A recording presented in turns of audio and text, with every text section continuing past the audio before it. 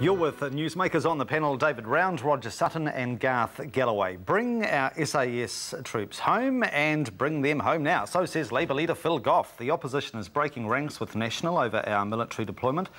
But does it look politically cynical and downright expedient? Mr Gallaway. Yes, it does look politically cynical and expedient, but I have some sympathy with it. I think the difficulty I have with the whole thing is I don't think that the government has told us the truth in terms of the involvement that our troops have. They're clearly involved in, and engaged in fighting over there in situations where they're being drawn into combat. I struggle with that a little bit, whether you should bring them home at the moment. My feeling is that we've committed to it and we probably should see it through. There has been a lot of debate, obviously, politically about this week, and I heard Annette King say, look, New Zealand is involved here in a civil war. We're propping up a corrupt government and their drug-dealing cronies. Is that the guts of it, do you think, Roger? I don't know enough about Afghanistan to comment on that, but I think it's kind of interesting as a country we spend all these resources on a place like Afghanistan, and when it comes to the disasters in Chile and Haiti, we seem to have been sadly absent from sending any proper resources to try and go and help. Have we got any resources? Well, I'd actually have the resources together, so when things like Haiti and the earthquake in Chile happen, we've got a bunch of resources we can send over there really efficiently, do good work, but also learn lessons for ourselves, because sooner or later the big thing is going to happen here, and surely we want some really good people on the ground who've had some really good experience and how to manage those events really well. So that's where I'd be putting our resources. I wouldn't be putting them to places like Afghanistan. I'd be putting them to a ready reaction force to fly around the world to the hotspots caused by natural disasters rather than characters with big guns. Are you convinced this is a noble campaign in Afghanistan? No. Alexander the Great had his worst troubles there. The British fought 3 Afghan wars, the first one leading to only 1 survivor. The Russians did everything, no matter how unscrupulous, things the United States should never get away with, failed completely. It is a hellhole there. It is completely pointless. There is only one good reason, although it is a pretty good reason to stay in Afghanistan, and that is to suck up to the world's superpower. We've got to be... And it's a good reason. Let's be cynical. It is a good reason. And if a few men die there, so we can be friends with the still, well, ailing superpower, then I think there's something to be said for that. I'm sorry, Colonel Lapiata.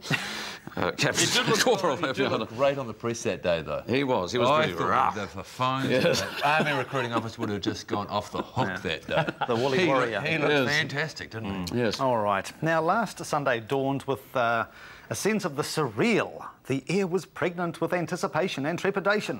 We watched, we waited to be washed away, and we weren't.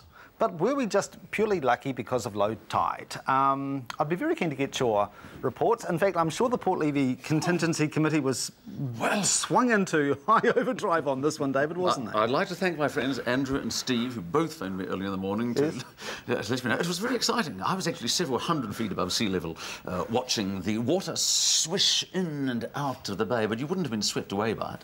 But at high tide, later on in the day, it did go over the road there. Is that the first time in, what, 40 years? I think, yes, since the big one of 1960, it went over the road. Epic day for Port Levy.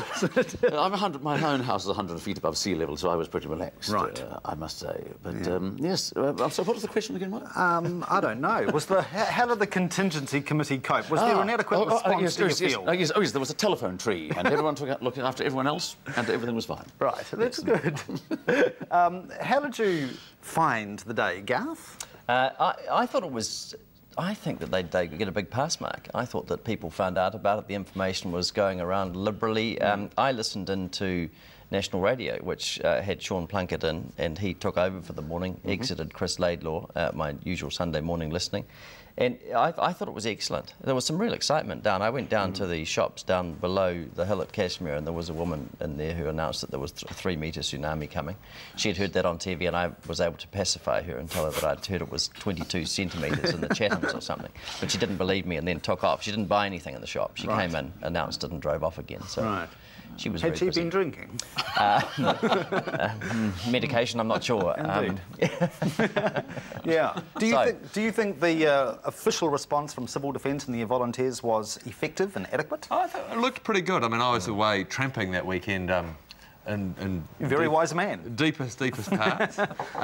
No, from what I saw, it looked much better than the last time. Although I've got to say, despite the fact they look like they did a good job, I'm not sure we have the separate department called Civil Defence. Why we don't have them integrated in with one of the existing infrastructure guys, the fire or the police.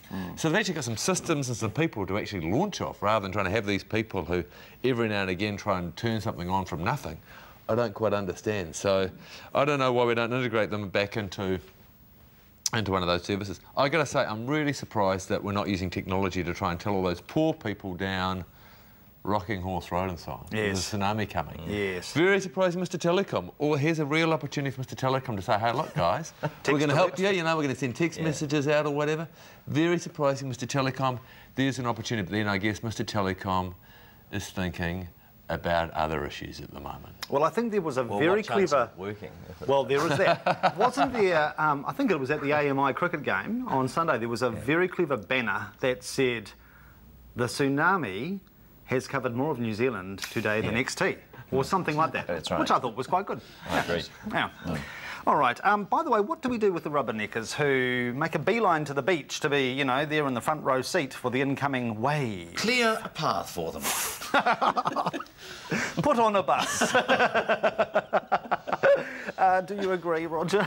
I can't get excited about those sort of people. I think there's all sorts of people who take all sorts of risks every day. My biggest concern was how much resource we spend trying to get them off the beach. You know, if a single policeman had died, getting them off the beach, I would have been pretty annoyed. Yeah. The government's pondering whether there should be a little bit more stick to the enforcement. Should there be a fine? Should people be physically removed from a beach? Just let people be what they want to be, but so long as they know that they're not going to be rescued and people won't put their lives at stake for them. I don't fancy people going around with tickets, because people who are going to go around with tickets are going to put themselves at risk as well. All right, we'll take a break. Coming up is Ronald McDonald, a rascal, and the wide world of sport. Do stay with us.